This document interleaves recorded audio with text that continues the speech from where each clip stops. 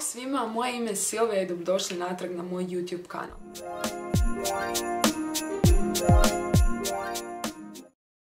Obzirom da nam je 12. mjesec cijeli u znaku crvene boje, sa vama sam danas odlučila podijeliti svojih 5 najdražih crvenih ruževa. Znači, voljela bih sa vama popričati o tome kakva im je tekstura, kako se nanose, koja im je dugotrajnost i zapravo koliko oni koštaju i vrijedi li uložiti novac u svaki od njih. Naravno, neke sam dobila, neke sam kupila, nećemo se lagati, tako da mislim da sam oduvijek bila transparentna s vama što se tiče toga i nekako sam uvijek dijelila svoje pravo iskreno mišljenje o onome što imam, to jest što posjedujem, što dobijem, tako da neće biti ništa drugačije ovaj put. Da ne dužim previše, krenimo na samo isprobavanje i kratku recenziju ovih ruževa. Prvi na redu je Avon Hydro Color Perfectly Matte ruž koji dolazi u 24 nijanse. Moja nijansa je Ruby Kiss i ona izgleda ovako. Znači, jedna prekrasna crvena nijansa, jarke boje i zaista prekrasno djeluje na usnama. Ovi ruževi su trenutno na akciji u Avonu za 33 kune i nekako su meni najdraži Avon ruževi, zbilja ih obožavam. Povrh svih ruževa ovo su ruževi koji zaista uvijek hvalim i uvijek imam sve najbolje za reći o njima. Tako da vam ih svakako preporučam. Ko voli, slobodno može iscrtati usne olovkom. Ja to inače ne radim, tako da don't kill me.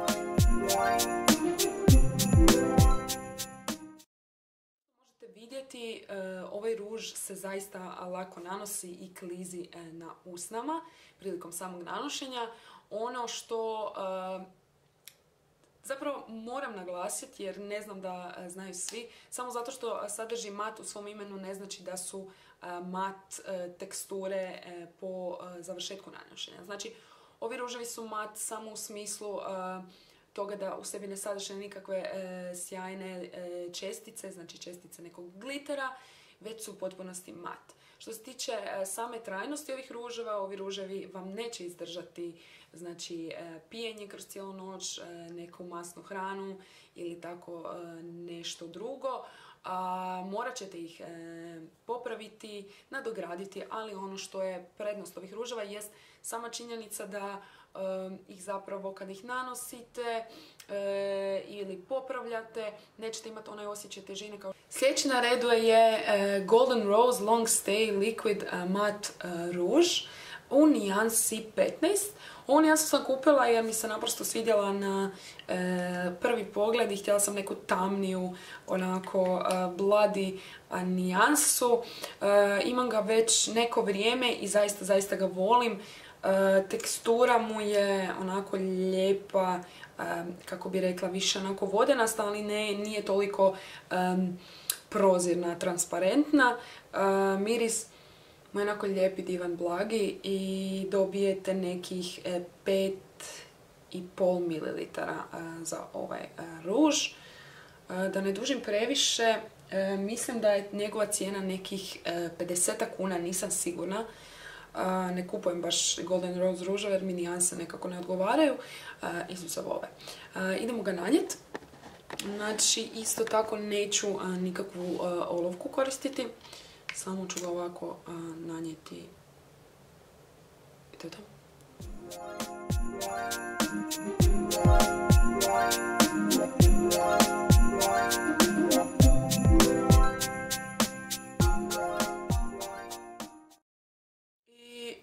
To je to. Znači, što se tiče ovog ruža, opet ga tražim. Opet ne znam na koju sam stranu stavila. Znači, ovaj ruž je, što se tiče aplikatora, malo teže nanijeti. Sad ću vam ga pokazati. Znači, ja baš ne preferiram ovakve aplikatore, jer ga je teže nanijeti u unutarnjim kutovima usana, no nekako to uspijete, inače bi ja uzela Key Stitch za nanošenje ruža, ali trenutno će to to bi potrajalo, tako da nisam htjela nešto previše dužiti, ali mislim da taj njegov aplikator malo otežava to nanošenje, ali što se tiče same nijanse, zaista je prekrasna i laka za nanošenje. Kao što sam spomenula, nije nekako transparentan, znači proziran. Tekstura mu je zaista ok, možete ga još kad je vlažan nadograditi, neće se to toliko primijetiti, barem imam takav osjećaj, samo malo, znači koristim ga toliko dugo, ali da. Znači, meni je ovaj ruž prekrasan i zaista je mat, treba mu nekih par sekundi, možda minuta da se osuši u potpunosti i to je to, možete ići.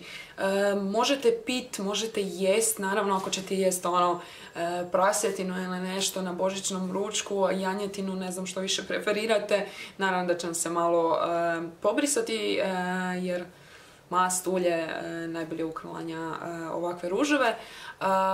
Njegova cijena je, to sam rekla, mislim da sam rekla.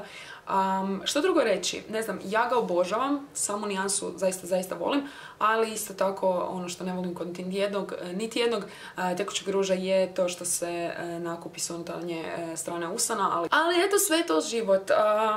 Što drugo reći osim, ja jako volim ovu nijansu i nekako mi je najdraža od tih tamnih crvenih i nekako mi je onako vampi, ali opet super.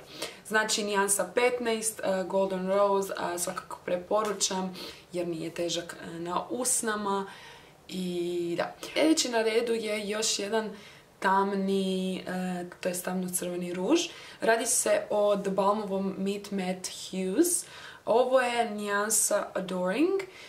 Ovaj ruž sam dobila. Njegova cijena je 100 kuna ako se ne varam. I mogu vam reći da mi je ovo drugi njihov ruž i zaista sam oduševljena što teksturom, što mirisom i što njihovom trajnošću.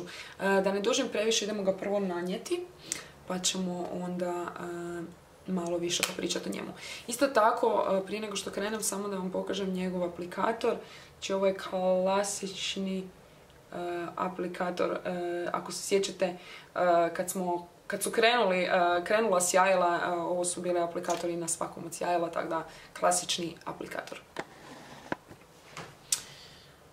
Ovaj ruž uopće nije problem nanijeti, ali sad ćemo vidjeti.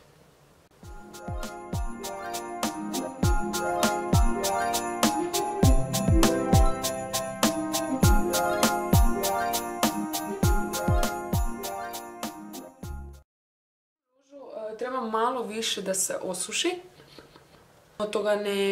To ne umanjuje njegovu učinkovitost i zapravo njegovu vrijednost. Ja volim ove ruže prvenstveno zbog tog peckanja, zbog tog mentola koji ima u sebi, ali isto tako volim ga zato što mi ne isušuje usne i ne ostavlja mi taj teški osjećaj na usnama tokom dana. Također, kao i svi mat ruževi, on će se lagano nakupiti u unutrašnjoj strani usana, ali ja sam se, kažem, na to navikla, tako da mi to nije nikakav problem. Ne znam što da vam drugo kažem, osim da zaista volim ovaj ruž. I je malo skuplji i ja da će vam izvući novce iz džepa, ali ne znam, ako imate prilike isprobati ih od neke prijateljice ili ne znam nekoga, svakako ih isprobajte prije nego što se odlučite na kupovinu.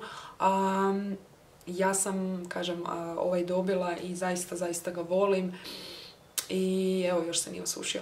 Ali da, znači kad se osuši bit će savršen i zato ga volim. Sljedeći na redu je Smashbox tekući ruž. Ovo je metalik ruž u nijansi Man Eater. Ovaj ruž sam dobila od prijateljice i znači ova prethodna dva tekuća ruža zaboravite. Znači ovo je ono ružina i pol. Ovo je aplikator koji se nalazi u ovom tekućem ružu. Puno jednostavniji od ona prethodna dva, nekako precizni. A sad ćete vidjeti kakav je to metalik ruž. Ja ga najčešće volim kombinirati s onim Avon ružem i onda ga potom staviti samo onako gore kao topper.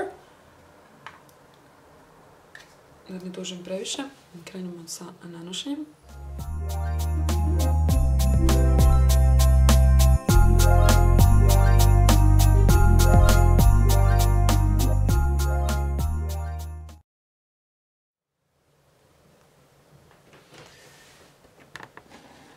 morala sam vam približiti malo da vidite tu teksturu.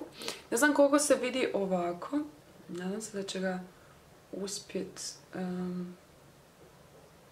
Znači vidite te sitne čestice tog metalik presijavanja.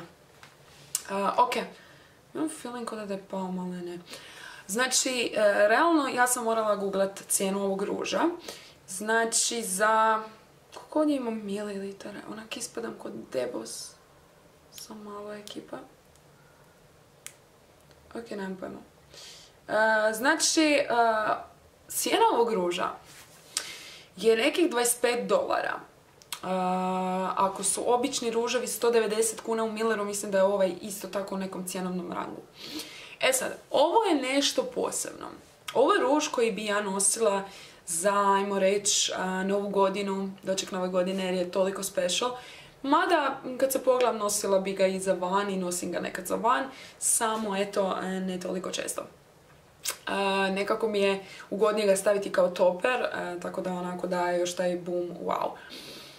Ovo je ruž totalno van serijski. Ja do sada nisam našla neku nijansu koja mi je toliko lijepa kao ova. Očito nisam toliko jako tražila. Ali ovaj ruž se zaista lako nanosi. Ovaj aplikator, mogli ste vidjeti, je idealan za unutarnje kuteve usana, za ovaj Cupid's bow dio. Znači, savršeno se može nanijeti, ne treba vam nikakva olovka prije, ništa. Tekstura mu je lagano kremasta, znači nije tekuć kao oni prethodni, nije te vodenaste, ajmo reći, teksture. Ova tekstura mi se puno više sviđa. E sad, ljudi moji, trajnost ovog ruža je izuzetno iznenađujuća. Znači, sve ono što sam pročitala drži vodu. Jer ovaj ruž ne možete skinuti sa bilo kojim odstranjivačem, mora biti i uljni, striktno uljni i samo tad ide sa usana. Ne znam, evo demonstrirat ću vam zapravo ovaj ruž, baš zato što je poseban i idući, kako izgleda znači na ruci. Vrlo malo. Sad ću ga probati razmazati. Ide lagano, ali ne toliko. Možete vidjeti zapravo da je dalje ostao. Kažem, jedino sa uljnim odstranjivačem make-upa, nikako drugačije.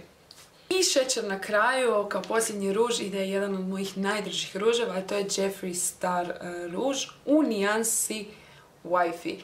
Znači, ovo je bio ruž iz blagdanske kolekcije. Mislim da je Family kolekcije, nisam sigurna. Samo znam da je drugačiji od onih standardnih. Znači, kako ćete razlikovati te, ajmo reći, van kolekcijske ruževe jest po tome da imaju drugačije boje čep i recimo ova slova su shiny. Ovaj ruž sam kupila preko Douglas HR-a. Njegova cijena je 149 kuna, tražim opet ogledalo. 149 kuna, ako možete stavite da vam ga dostave u prodavonicu i tako ne plaćate shipping. Mislim da je to puno brže nego da naručujete preko Beauty Beja. Ja sam preko Beauty Beja čekala nekih 3 tjedna i onda sam tražila povrat novca, onda je došlo tek nakon što sam ja dobila pare nazad. Nije ni to loše, ali nijansa mi nije odgovarala, pa eto, prodala sam ju. Da ne dužim previše, ovo je jedan od najljepših tekućih ruževa, pa idemo ga nanijeti. Zapravo zaboravila sam. Prije nego što krenem na nanošenje, pokazat ću vam samo aplikator. Kažu da je ovo jedan od najboljih aplikatora ikad. Takve aplikatore, zapravo takvo isto, identično pakiranje imaju Wet n Wild, tako da meni savršeni aplikatori. Pa idemo ga nanijeti, jer mislim da ću ga ostaviti na usnama.